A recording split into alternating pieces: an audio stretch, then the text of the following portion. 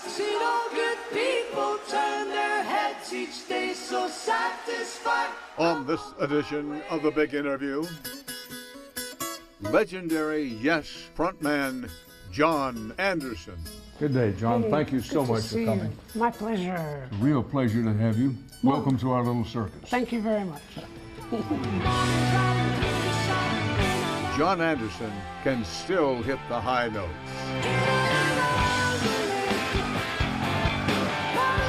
Anderson's soaring alto tenor voice is instantly recognizable.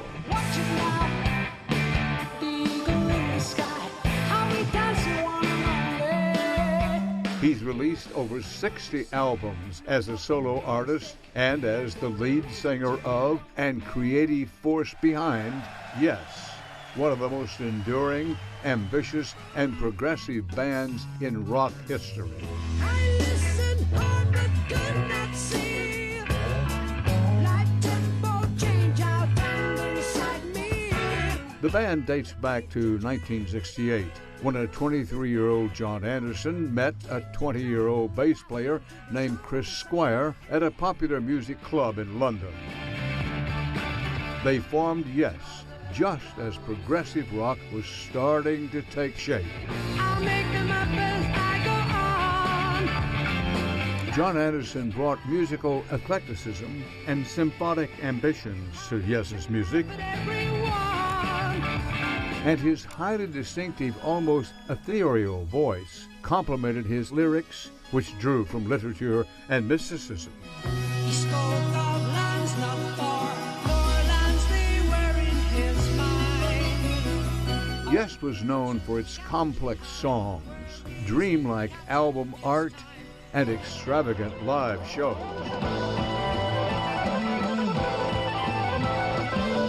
While Yes has had many different lineups over the years, the band's core members from the early 1970s defined the classic Yes sound. Long distance, run around. In 1971, Yes released their breakthrough album, Fragile, featuring the hit song Roundabout. I'll be the roundabout. The words will make you out and out. You spend the day your way. For their next album, the band pushed themselves musically, pursuing a more adventurous concept and sound. And the more they experimented, the more the fans responded. Close to the Edge managed to make it to the top of the album charts without the help of a hit single. Towards the end of the decade, progressive rock was on the decline, and Yes was unraveling. Jon Anderson left in 1980. But in 1983, Yes came back together with the mega hit Owner of a Lonely Heart. Move yourself.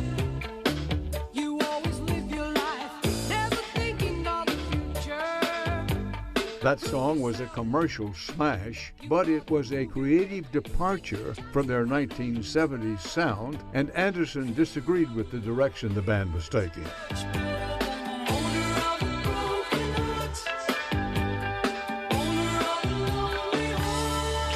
Over the next few decades, Yes would go through many lineup changes, at times even splintering into competing versions of the band.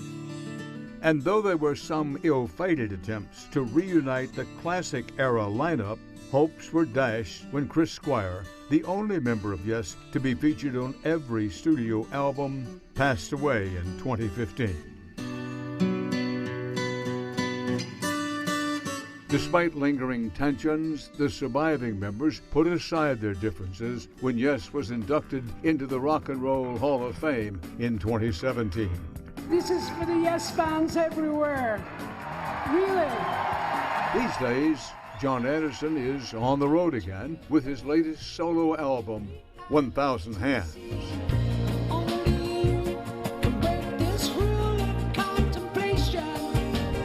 I met up with him in New York City. Jon, again, thank you very much for doing this. Pleasure. Pleasure. By the way, I notice you have an interesting set of necklaces on. Any special significance to those? Well, actually, this is labradorite. It's very good for relaxing, makes you sleep now and again. When you really want to sleep, you need a nap, you know, like we do. And this one's very good for the throat, I was told, so I wear it there. Well, you sound a little hoarse to me today, which wouldn't be a surprise since you performed last night. Yeah, Well, let's talk to you about the music for a minute. sure enough. Now, yes, the band has a very loyal fan base, True. and the legend of Yes has lasted. True. And so in rock music as well as life, the first thing is to last. Exactly, yeah. Why do you think that is? I mean, rock bands come and go, Yeah. even some very well-known bands Yeah, faded into, if not oblivion, certainly into the mist. yeah. Why have you lasted so long? I think it's the music. I think the music, it's not your obvious music. And I bump into people all the time who were big Yes fans who came to the concerts at Madison Square Gardens. And I say, yeah, you got it. You understood what we were trying to do in 1975, 76. And we're still here. I'm still here thinking the same thoughts, that music is an extraordinary part of life on every level. There's so much great music everywhere, and I want to be part of that extension of the great music to come.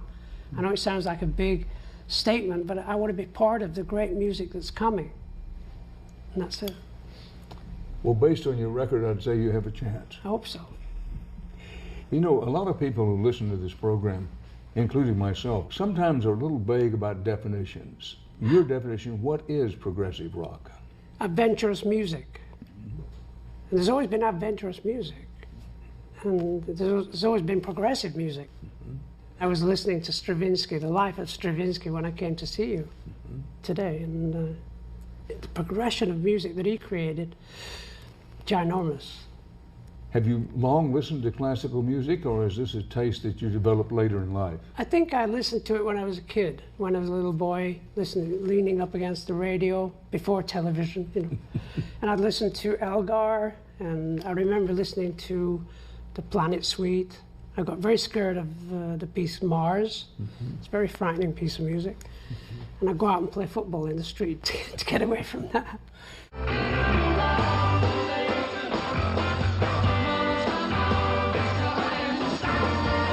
Coming up next, Jon Anderson's early years. These are the small businesses we love. The place on the corner with the best slice. Your trusted neighborhood eye doctor. Free dance classes for neighborhood kids. AmTrust works with local agents in your area to provide small businesses with the customized insurance coverage and service they deserve. Ask your agent about AmTrust for workers' comp, property, and other coverages to protect your business. At AmTrust, small business is our business. Contact your agent or visit amtrustinsurance.com to learn more.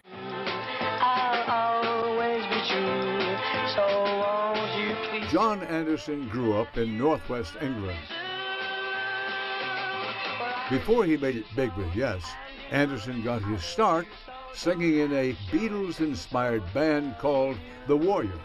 Please don't make me blue. Well, let's start at the beginning. Yeah. Tell me about your childhood. Oh boy. Well, you know, I come from a lovely, happy family at the time. I was very happy growing up with two older brothers and a younger sister. And I was sort of into helping the family. My dad wasn't too well. And so I worked on the local farm with my brother and started delivering milk. This is when I was about 9, 10 years old. And we'd sing the Everly Brothers songs. This was like in the early 50s.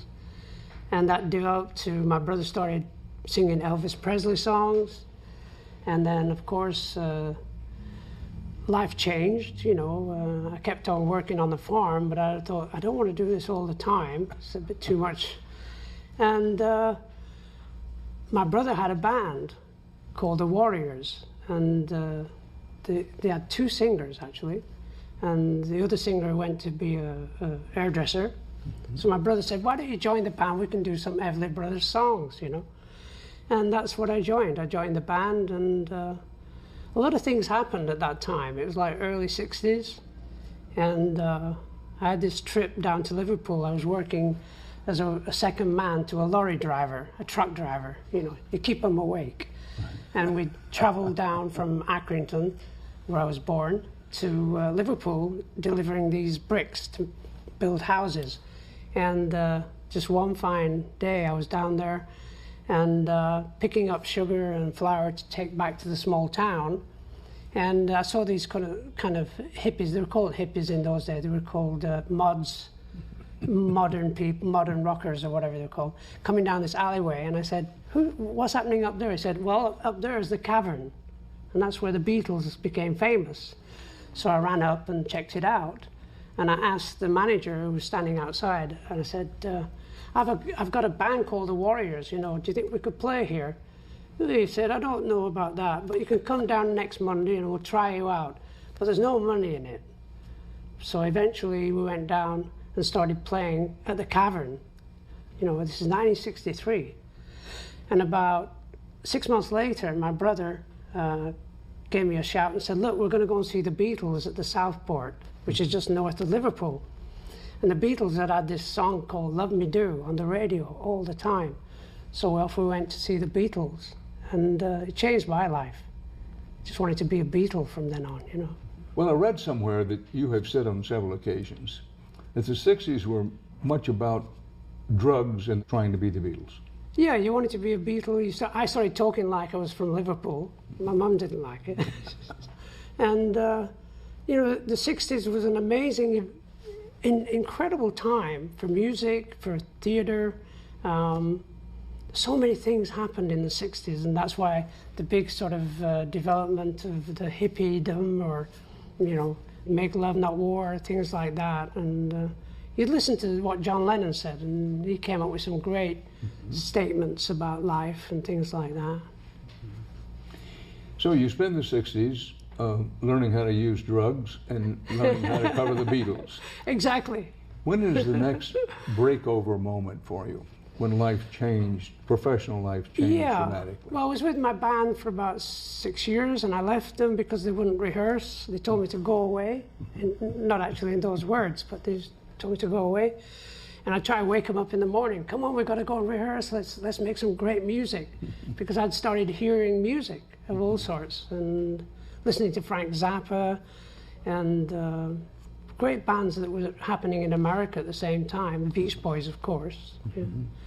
And the idea of making music just became more intense, to the point that I sort of lost my way mentally, if you like. Too much drugs, too much everything, you know. And eventually found myself in London and wanted to join a band. That's all I wanted to do. I wanted to be a singer in a band. And one lucky time, I was working in this bar above a very famous rock club called the Marquee Club. So I'm working in the bar above that, and all these people are coming in, you know, very famous people like Pete Townsend, Jimi Hendrix, who were playing at the Marquee Club. And I was there working away, and the manager of the bar said, look, there's a guy over there, he's a bass player, and he you know, asked him if he want a singer. You don't know, he's just got a band going. So I went over and I met Chris Squire, who was like 6'3", and I'm looking up at this guy, and all we talked about was Paul Simon and the songwriting that he does and things like that. And he had a band called the Mabel Greer's Toy Shop. So I joined the band for like a day. The drummer left, and so we had to start looking for a drummer. And I kept saying to Chris, Mabel Greer's Toy Shop is a long name. Can we not shorten it a little bit? So we were rehearsing one afternoon, and you know, I came up with the idea of life. He came up with the idea of world, and the guitarist Peter Banks said, "Why don't we call ourselves Yes?" And that was one of the big moments. We just looked at each other and said, "Is it the Yes?" I said, "No, Yes."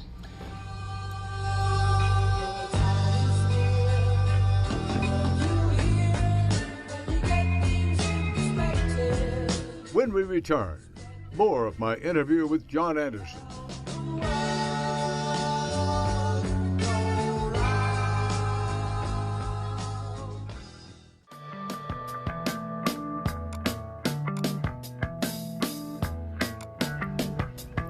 Well, you've performed so much great music over the years, so it's always difficult to answer the question, but I'm going to ask you. True. Of everything you've done, what is your absolute favorite? Well, there are many. When we started opening up and being able to perform in front of 10,000 people and hold that sort of moment for 10 minutes, 15 minutes, that we were going through so much energy on stage and they were going through so much energy listening to this music. So that was a great sort of place to go. And we did an album called Close to the Edge.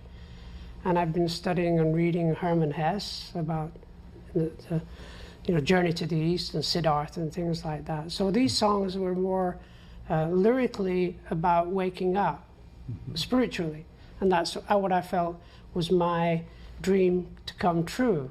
And that's why I did it. And it worked. We would play all over the world and hold people for long periods of time. And they would listen intently to what we were doing, because we were definitely trying to do it well every show. I was very Napoleonic about it. We have to be great every show, no question. You want to drink and booze and after the show is okay. But on stage, let's do great shows. And that's, to me, was the accomplishment of Yes and the Yes fans, because they're still around. Yeah. They stayed with the project, if you like, for many, many years. And I bump into them every night. And one favorite song out of that? Well, there was another piece of music we did towards the end of the 70s called Awaken, which is a sort of power to itself, musically speaking. Right. It's just the idea of we are slowly but surely awakening to a higher purpose in life. And that's what we're doing. It's a very slow process, but it's been talked about and read about and sung about for years by many different people. All right, now I'm going to ask you, you have so many songs which you've written and with which you're identified, but let me just name a few, and you tell me how they came about. Okay.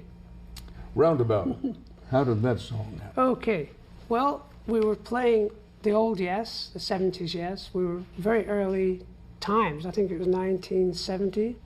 We were just going to start an album, and we were playing up in Aberdeen in northern Scotland. Mm-hmm. Now, my father's Scottish, so I was always Scottish, you know. So your father's Scottish, your mother Irish? Irish, yeah. And we were driving down from Aberdeen in this little road that went round and round and round. I think there's about 20 roundabouts on the way down. And we went down this very, very tiny two-way road that got us from Aberdeen to Glasgow, and what seemed to be mountains were coming way up there, and the clouds were so low. And I wrote it down. Mountains are coming out of the sky. You know, it's incredible what we're doing. And Steve's in the back of the van, chugging away on the guitar, and we start singing "I'll Be the Roundabout." That was the idea. One of my own personal favorites, Owner of a Lonely Heart. I was just in the south of France. I was writing music about this great artist called Marc Chagall. I was composing an idea for a musical about his life, because I just met him on his 90th birthday. Not a bad idea, by the way. I think so, and now's the time for that. And I got a phone call from Chris Squire, who said, "John, where are you, mate?" And I said, "I'm in the south of France." He said, "Can you come to London? I'm working on an album with some friends." And I said, "Okay, I'm actually coming this weekend." So I went home to London. And then Chris came with his Rolls Royce. And I sat in the car with him. He said, "Listen to this." And he put on a tape. And it was the music for 90125. And I was mesmerized by the production, for one thing, because I'd learned a little bit about the guy who was producing it, Trevor Horn, and the work that he'd done before I was very interested in. They were using modern sampling ideas, you know. And so I just liked the idea of listening to the tracks and everything. I said, "This is really good, Chris," you know. And he said, "Would you like to sing on it?" I said, "Well, there's a few things that need changes." No, we want you to sing on it. I said, "Yeah, I could sing on it." And the Owner of a Lonely Heart was there. But the verse didn't have any, the verse was very melodic and sort of dancing through the track. And I said, "I think you have to change that." He said, "Yeah, that's what we thought. The chorus is a hit." And I said, "Oh yeah, that's right." Owner of a Lonely Heart. It's a hit. And I went in the studio for 3 weeks and sang all these ideas on the record. And it was like a gift for me, of course, because I didn't have to go through the trials and tribulations of making the music. I just went in and sang it. So I sat with Trevor Rabin and worked out the first verse and a half of Owner of a Lonely Heart, and carried on that day and sang it, and just thought, that's it. It's a hit record, I can tell right away. And it was. It was. Correct me if I'm wrong, I think it's your only #1 single. True, it was. At this age and stage of your life, are you the owner of a lonely heart? No.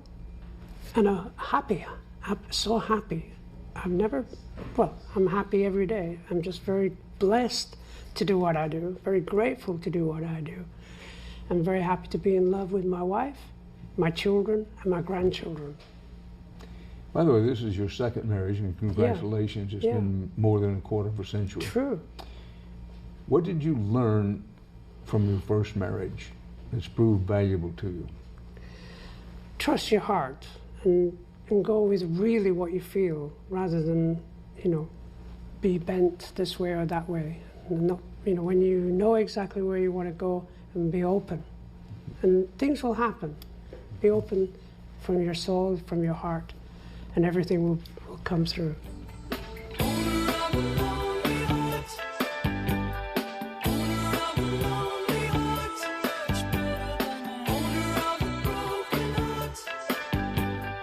Jon Anderson on Yes's Complicated History when we come back. These are the small businesses we love. The place on the corner with the best slice. Your trusted neighborhood eye doctor. Free dance classes for neighborhood kids. AmTrust works with local agents in your area to provide small businesses with the customized insurance coverage and service they deserve. Ask your agent about AmTrust for workers' comp, property, and other coverages to protect your business. At AmTrust, small business is our business. Contact your agent or visit amtrustinsurance.com to learn more. AmTrust works with local agents in your area to provide small businesses with the customized insurance coverage and service they deserve. At AmTrust, small business is our business. Contact your agent or visit amtrustinsurance.com to learn more. AmTrust works with local agents in your area to provide small businesses with the customized insurance coverage and service they deserve. At AmTrust, small business is our business. Contact your agent or visit amtrustinsurance.com to learn more.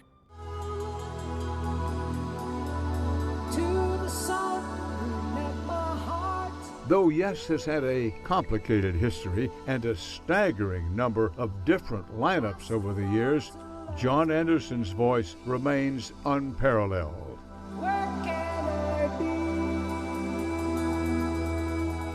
In 2004, after a decade of near constant touring with Yes, Jon Anderson stepped away from the stage due to respiratory issues. A few years later, Anderson was surprised to learn that some of his Yes bandmates were going on tour without him. Do you know of any other, let me say, major name band that's had this much personnel turnover? Nope. The theory to me is that when I started Yes, as it became Yes, most bands that were pretty well known at that time either came from one city or another city. You had the Animals from Newcastle, the Beatles, Liverpool, the Hollies from Manchester, other bands from Birmingham, major cities. So as though they became a band of musicians before they went to London, because you had to go to London to really make it anywhere, and that happened all over the world. So the idea was that we all met, all from different parts of England, in London, and we all had our different opinions about music. So when we started rehearsing, right away the drummer left because he wanted some money, because we weren't giving anybody money, but he went to work in Paris, so we had to find Bill Bruford, the drummer, on the local newspaper. And then when the time came to rehearse, somebody wasn't that interested to rehearse at times, so we had to think, well, we can only take that kind of situation for a certain length of time. Maybe we should change that person, get somebody else. And that started to happen every year, that somebody wasn't either fitting in or didn't seem so interested, wasn't really willing to push their musical potential, and that was me being a bit Napoleon, saying, we've got to be better. Because I just went to see King Crimson, and I looked at Chris and said, we've got to rehearse more, because they're great.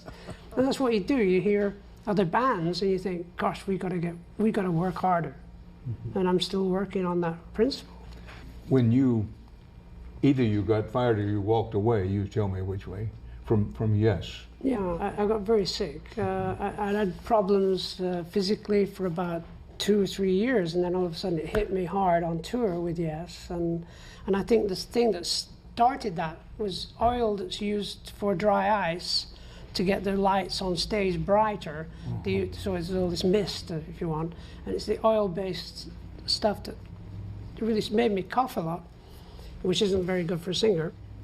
And I just asked the guys, could we have a break from touring, and just have a break and make some acoustic music or something different. And then I really got worse, and then I had this one attack where it just happened. It was an allergy attack or something, and I coughed so much I stopped breathing. So my wife saved my life, and I went into a coma for 4 days. And it had been hovering in my life for a long time, and I just put up with it, put up with stuff. It's okay, I'm strong enough. But as soon as I realized they were going to carry on without me, I started thinking, okay, I've always wanted to be a solo guitar player on stage telling stories. Right. And I'd always wanted to be from way back, but I didn't feel I had the guts to do it or whatever. But then I just picked up the guitar and started working out a show. And I worked out some things that I'd talk about in my life that had happened to me. And when I first met certain people, like Paul McCartney, when I first met Paul McCartney, sort of stories and things like that. And I went to a local school to try it out. I thought, I've got to stand on stage and entertain some kids, And the teacher said, what's your name again? I said, my name's Jon Anderson, I just live up the hill.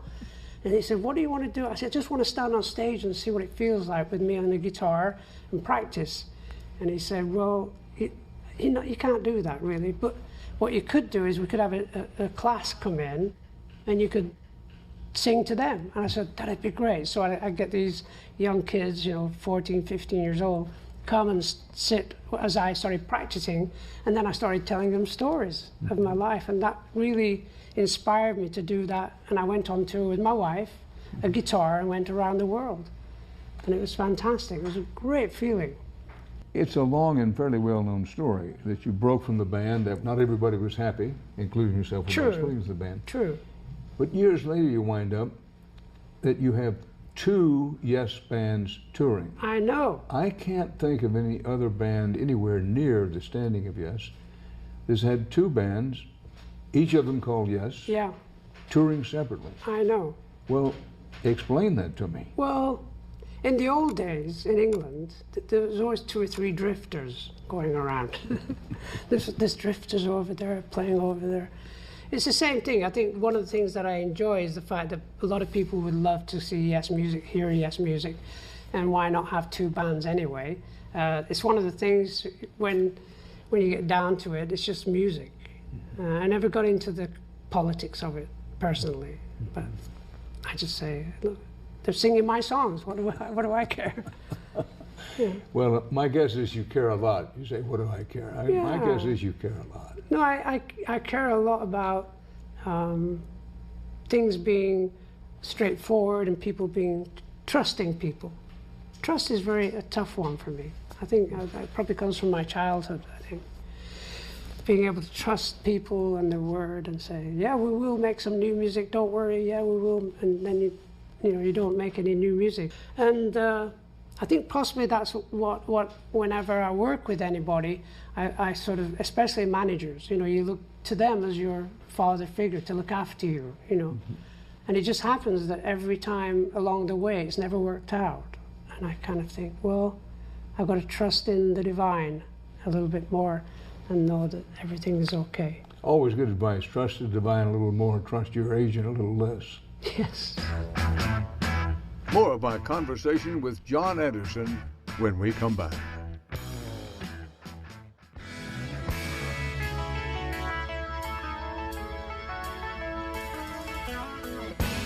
You've become an American citizen. You're now a True. citizen of the USA. Very emotional thing to do. I didn't realize. You know, I've been living in America since 1990, and when I met my wife Jane, after a few years, I said I want to be in America, and she said, well, you've got to learn all this information, 100 questions. I said, okay. And I started learning all my questions to answer, and went in and stood there and pledged allegiance to America. And halfway through the statement, you've got to forget all your kings and your queens and your popes and things, or something like that. And I thought, wait a minute, I'm English. I like my queen. Anyway, I'm standing there, but it was very emotional. I think it was with about 500 people. It's a very emotional thing. And I felt that I was going to be definitely part of the future of America, and I want to be part of the awakening that's happening in America. And it's a slow process, but it's happening on many levels. You know I mean this respectfully. Please. But as someone blessed by being born and raised in this country, Yeah. I can't imagine becoming a citizen anywhere else. I can't imagine pledging my allegiance to anything else. It must be an excruciatingly difficult decision to make. No. For you, it was No, not. it was a joyful experience for me. It was like, America's the child of the world. We can't, you know, it's a bit mismanaged, as we know, but eventually when it gets itself together, it will still glow and become a great country. At the moment, it's going through this, that, the other, but that's the whole idea. It's got to go through this mayhem to become what it truly is it's everywhere you look, there's a different, different people from different parts of the world. Well, now you've had a long journey, and I think you probably, and I hope you still have a long journey ahead of you. Oh, yeah. where are you in terms of your faith? Do you believe in God? Oh, yeah. We all do. We all have our isms and needs to channel a direction towards God, but I have a great belief that divine energy is all around us, and we're connected to it through the soul, and that's what we all connect to. And the soul is made up of millions and trillions of musical energies. That's why we all love music. But you meditate. Yes, I In try. addition to sing about it, I you try, meditate. yes, I do. How many times a day you meditate, if you don't mind my asking? It becomes part of life that you can meditate as you walk down the street. You can be doing things and still meditating. There are obviously times when I need to just stop the world and go into deep meditation, and that happens once or twice a day, sometimes once or twice a week. Depends how busy things are going, you know, it's flying by. But it's always connected to music to me. By the way, I have a note here that you're writing a memoir which is titled, at least tentatively, Music is Easy, the Business is Not. But not is it wasn't that word. I think it was crap. The business is a nuisance. No, it's called Survival and Other Stories. Music is easy, the business is hard. Well, music has been the center of your life, no question about it. True, true. But you also paint. Tell me about your painting. Well, the painting thing is more like meditation again. It's when I'm just hanging around thinking, do I go in the studio again? I've just come out of the studio. Maybe I'll go and get the paints and just splash some paint around, and it's just a way of relaxing more than anything. Well, but for you, as talented as you are, it's more than just splashing paint around it. I've looked up on the internet that some of this is pretty serious painting. What's your favorite painting? The paintings you've done. Well, the one that surprised me was when I got very seriously sick and nearly died, and I knew I had to convalesce for 3 months at least, 3 or 4 months. So I got this big roll of wallpaper, and it's the perfect texture on the blank side, like oil painting material. So I'd roll out this big roll of wallpaper and start painting. Right. So I have at home I have a 25-foot by 4-foot mural that I think's amazing. Of course, you go through, because every day I could go to it and just relax and paint and try and get over the physical change that I was going through. And the name of this painting is? I don't know. I don't know what to call it. Untitled. Untitled. Well, I want to get back to the music for a minute. And Please. This gives us an opportunity to get back to music. Tell me about 1,000 Hands. How did it start? Oh gosh. What do you think you're accomplishing with it? It's a very wide and deep vision. True. When it started, actually, I just got in touch with a friend of mine who was in my first band with my brother, called Brian, a guy called Brian Chatton, and he lives in Los Angeles. And I hadn't spoke to him for a while. He'd been on tour with B.B. King and other people. And 30 years ago, I asked him to send me a cassette of music. So I got the cassette from him, and I went to live in Big Bear, which is southeast of LA, rented an A-frame, and I had this tape. And in 1990, I just started singing. And I hadn't really sung or wrote songs for about 3 or 4 years. I'd gone through a very dark period of my life, but having gone through that, I went through sort of other sort of energies and found myself up in these mountains trying to just stop the world. But what I did, I started singing and writing songs. And as luck would have it, you know, we actually brought some friends from LA. Chris Squire, my old bass player, was in LA with the drummer Alan White from Yes. Right. And I went down with the tapes. I got him to play on a couple of tracks, which was fantastic. And then things sort of topsy-turvy, didn't quite happen. We didn't get it finished. I had an appointment to go on tour with Kitaro, a famous Japanese composer. So I went on tour with him. Brian went on tour with this and that and the other. So the album tapes finished up in my garage for 26 years, right? So the producer called Michael Franklin got in touch with me and said, "Where are the tapes from this project you were doing?" And I said, "Well, they're in the garage." And he said, "Well, can you send them to me?" And I said, "Yeah." So these are big 24-track tapes. And so I sent them to Michael. He put them in a big oven. What you do, you bake them, and then you can only play the tapes once. And then you've got to play them once and go straight to computer to collect all the music and all the information, you know. And they turned out to be fantastic. So for the last 2 years, Michael kept asking certain people to play on the album, people like Billy Cobham. My friend Jean-Luc Ponty played on the record, Chick Corea played on the record, Zap Mama, a very famous vocalization band from Belgium, and Steve Howe. I got Steve Howe to play on the last track, and I hadn't really been in touch with Steve Howe, who was in Yes. We haven't been in touch for many years. And I just said, can you play on the last track? And of course he played on the last track, and as soon as I heard him playing the guitar, acoustic guitar, I started singing. So I sort of sang a song for him at the end of the album. So it's turned out to be a really very interesting album that took nearly 30 years to make. Get up and show me your love. You are the answer to my life's adventure. You really sing out about. When we return, more of my interview with Jon Anderson.